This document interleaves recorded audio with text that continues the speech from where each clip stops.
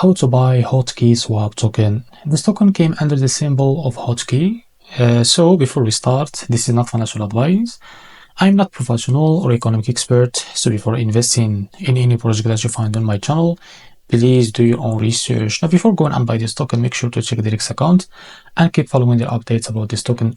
So open this token in CoinMarketCap as you can see and copy the token address from here. It's under the Ethereum network.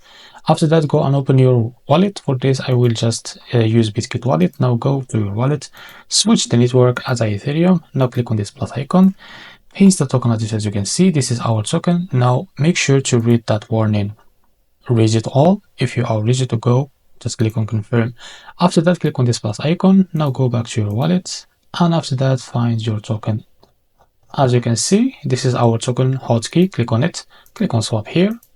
And after that, switch it from here, and here select the token that you want to buy with, for example USDT. Make sure you have enough USDT on your wallet. Now type here how much you want to buy, wait a few seconds, and as you can see, this is how much you will receive. After that, it's simple and easy. Just click on buy here and you will buy this token. So this is how to buy hotkey token. If you find this very helpful, please like and subscribe. See you in the next video.